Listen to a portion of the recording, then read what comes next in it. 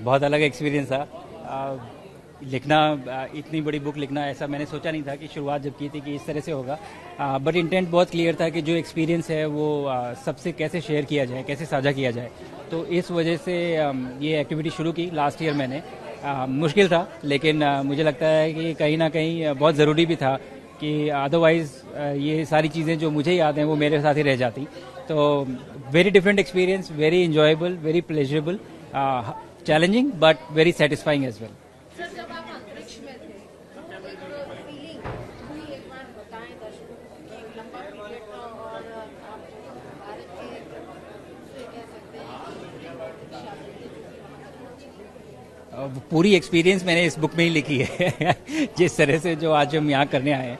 And बहुत अलग है दुनिया वो, क्योंकि चूँकि वो कंडीशंस पृथ्वी पे नहीं है, वो बहुत अलग है, ग्रेविटी नहीं है, तो बहुत सारी चीज़ें जो हैं वो बदल जाती हैं। एंड वही सारा एक्सपीरियंस मैंने इस बुक में शेयर किया है, so that it is accessible, ये बच्चे पढ़ सकें और वो जर्नी समझ सकें।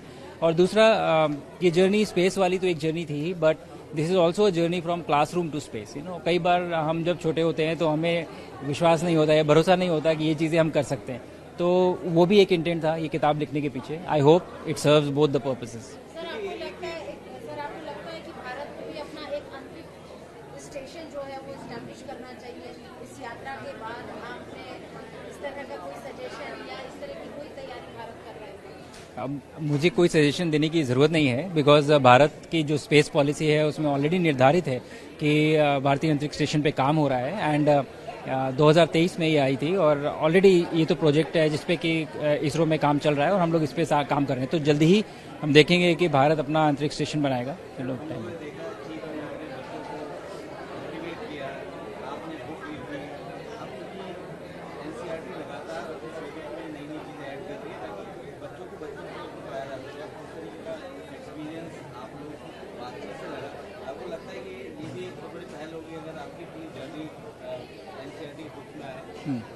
जर्नी से ज़्यादा मुझे लगता है ये ज़रूरी है कि स्पेस जिस तरह से हम करते हैं वो जो डिटेल्स हैं या जो वो थ्योरी है, जिस तरह की साइंस होती है, वो कहीं ना कहीं एक जगह पाए अपना एनसीईआरटी की बुक्स में।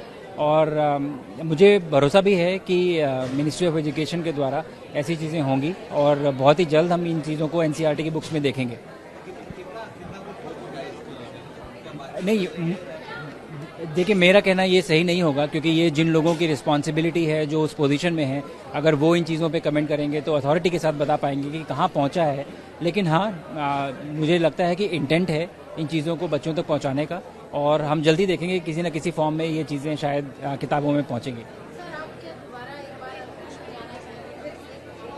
हाँ, मैं ज़रूर जाना चाहूँगा। अब देखिए मौका मिलता है कि नहीं आगे चलते हुए।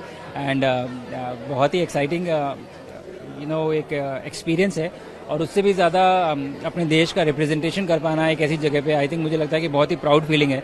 और I am very fortunate. Obviously बहुत सारे लोग लगते हैं किसी एस्ट्रोनॉट को अंतरिक्ष में भेजने के लिए, और उन सब की वजह से ही हम जा पाते हैं, और आगे भी ऐसा ही होगा।